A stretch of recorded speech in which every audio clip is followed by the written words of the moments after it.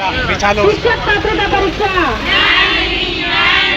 शिक्षक पात्रता परीक्षा। इस वक्त हम मौजूद है मध्य प्रदेश के बुरहानपुर जिले के पुराने तहसील कार्यालय के पास। यहाँ पर हजारों की संख्या में शिक्षक यहाँ पर आए हुए हैं। यहाँ पर ग्रामीण क्षेत्र से लेकर शहरी क्षेत्र के सभी शिक्षक मौजूद है और यहाँ जो शिक्षक है वो शिक्षक अपनी मांगों को लेकर आए हुए हैं और उनका उग्र आंदोलन देखने को मिल रहा है। हम जानने की कोशिश करते हैं कि पूरा क्या मामला है, किस प्रकार का उनका आंदोलन है और वो क्या चाहते हैं। भाई साहब, क्या नाम है आपका? किशोर यादव। किशोर जी, बताया कि किस प्रकार का आंदोलन है आपका? ये आंदोलन पूरे प्रदेश में क्या पूरे राज्य में चल रहा है। आज पूरे प्रदेश स्तर के, मध्य प्रदेश के पूरे जिला स्तर पर कार्यक्रम है, धरना और रैली का कार्यक्रम है।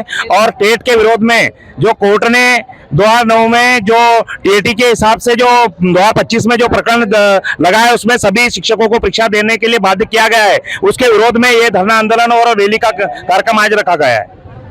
अगर आपकी बातें नहीं माने अगला कदम क्या रहेगा? अगला कदम हमारा है, सरकार से पूर्ण निवेदन है कि आज तक विगत 29-30 सालों से शिक्षक लोग अपनी सेवा देकर के इस प्रदेश के गौरव को और इस प्रदेश को सर्वांगीण विकास में, इस प्रदेश की सभी जो योग्य शिक्षकों के द्वारा जो आज बड़े बड़े आईएएस, आईपीएस, इंजीनियर, डॉक्टर्स और तरह तरह के मल्टीनेशनल कंपनियों में जो हैंड्स तैयार किए हैं, ये उन्हीं शिक्षकों की कोर्ट के द्वारा जो निर्देश जारी हुए उसके आधार पर परीक्षा लेने का जो फरमान जारी किया डीपीआई ने, उसके विरोध में पूरे प्रदेश में आज ये जिला स्तरीय कार्यक्रम रखा गया है। अगर सरकार नहीं मानती है तो शिक्षा जगत के सभी कर्मचारी, सभी साथीगण आर पार की लड़ाई में है। शिक्षकों का कहना यह है कि आर पार की लड़ाई आप देखने को मिल रही है, इतने आक्रोशित नजर आ रहे हैं। यहाँ पर ये देखना है कि महिला शिक्षक भी है, उनसे जानने की कोशिश करते हैं कि उनका क्या मामला है और क्या चाहते हैं वो। क्या नाम है आपका? जी, मेरा नाम सिंधु काटकर है और मैं नेपानगर में पोस्टेड हूँ। क्या चाहते हैं आप लोग? हम सरकार से अनुरोध और सुप्रीम कोर्ट से ये अनुरोध करना चाहते हैं कि जो टीईटी की एग्जाम आयोजित की जा रही है उसको निरस्त की जाए। इससे जो है हजारों लाखों परिवार अस्त व्यस्त हो जाएंगे, उनका पारिवारिक जीवन पूरी तरह से तहस नहस हो जाएगा। अगर आपकी बातें नहीं मानी जाती है तो फिर क्या, किस प्रकार का आपकी किस प्रकार की रणनीति रहेगी? हम अगला कदम जो है हम भोपाल में जाएंगे 18 अप्रैल को। क्या सरकार को भी अल्टीमेटम देने का मामला है? हम तो अनुरोध करने जा रहे हैं, हम चाह रहे हैं कि वो हमारी बात को माने। अगर नहीं मानते तो फिर अगला हमारा जो संघ निर्धारित करेंगे हम उसके अनुसार कार्य करेंगे। क्या नाम है जी आपका? मेरा नाम राजश्री बाथम है और मैं माध्यमिक शाला डवाली खुर्द में पदस्थ हूँ। मेरा ये कहना है हमारी देश की सरकार से कि जो शिक्षक देश में नींव रखता है, कई प्रकार के डॉक्टर, इंजीनियर, वकील बनाता है, तो क्या वही शिक्षक की योग्यता पर उंगली उठाना जरूरी है? आज हम 20-30 साल की सर्विस करने के बाद शिक्षकों को पुनः ये कहा जाता है कि आप एग्जाम दो, तो क्या 20-30 साल की सर्विस करने के बाद किसी जज से या वकील से ये कहा गया कि आप भी दोबारा परीक्षा दो और अपनी योग्यता साबित करो?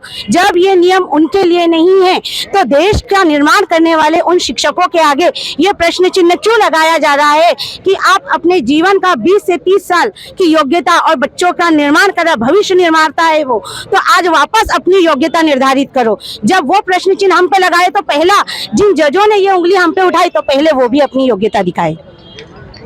शिक्षक का यह कहना है कि जिस प्रकार से वकील या अन्य जो है उनके योग्यता पर क्यों नहीं सवाल खड़े किए जा रहे हैं, हमारी योग्यता पर क्यों सवाल खड़े किए जा रहे हैं, इस प्रकार का इनका सवाल है। सीधे सीधे मोहन सरकार को चुनौती देने वाली बात सामने आ रही है। महिला शिक्षक हमारे साथ में। मैम जी, बताएं किस प्रकार का मामला है और क्या चाहते हैं आप लोग?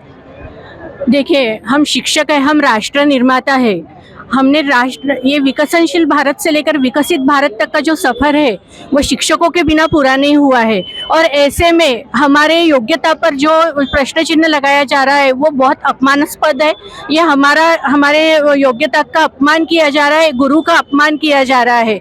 हम चाहते हैं कि ये जो टीईटी है ये निरस्त की जाए और हमें ये भेदभाव की नीति से दूर किया जाए। अगर आपकी बातें नहीं मानी जाती तो अगला कदम क्या रहेगा? किस प्रकार का आपका आंदोलन रहेगा? क्या रणनीति रहेगा? हमारा इसके आगे का आंदोलन रहेगा भोपाल में जो हमारा संगठन तय करेगा उस अनुसार हम आंदोलन करेंगे। सीधी बात है कि अब यहाँ अगला कदम भोपाल की ओर कुछ करने का रहेगा। जो शिक्षक गण उनसे और भी जानने की कोशिश करते हैं कि क्या पूरा मामला है और किस प्रकार का उनकी रणनीति बनाई है।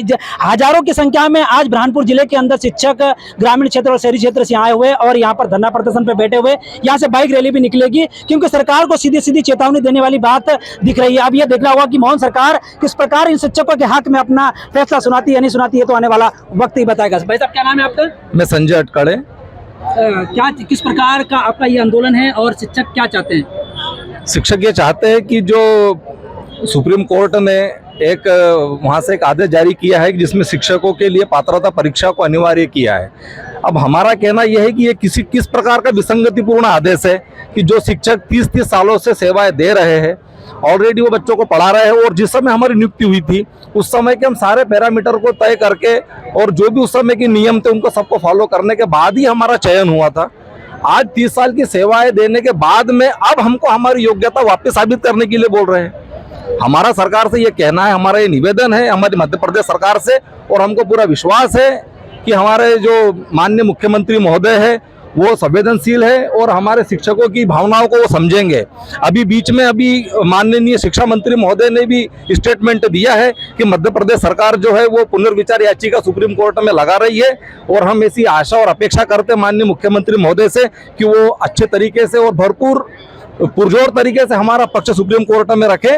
और जिसमें ये जो और उससे हमारा एक और ये कहना है कि डीपीआई ने जो आनन फानन में एक आदेश जारी कर दिया है कि जुलाई और अगस्त में प्राथमिक शिक्षकों की और माध्यमिक शिक्षकों की परीक्षा आयोजित करने का उन्होंने फरमान जारी कर दिया है, तो हमारा उनसे ये निवेदन है कि उस आदेश को अभी तत्काल प्रभाव से निरस्त किया जाए।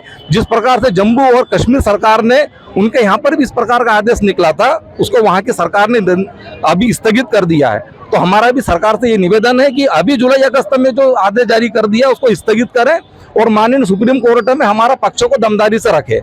अगर आपकी बातें नहीं मानी जाती तो फिर अगर सरकार नहीं मानती तो क्या क्या रुक रहेगा आप? अगर सरकार हमारी बात को नहीं मानती है तो 18 अप्रैल को हमारे जो अध्यापक और शिक्षकों का संयुक्त मोर्चा है, हमने एक संयुक्त कार्यक्रम बनाया हुआ है जिसमें 18 अप्रैल को पूरी बड़ी संख्या में लाखों की संख्या में शिक्षक जो है वो भोपाल पहुंचेंगे और सरकार से फिर निवेदन करेंगे। और सरकार अगर उसके बाद भी नहीं मानती है तो फिर दिल्ली है जंतर मंतर मैदान पे जाकर बैठेंगे और जब तक हमारी मांगे पूरी नहीं होंगी हम दिल्ली से वापस नहीं आएंगे।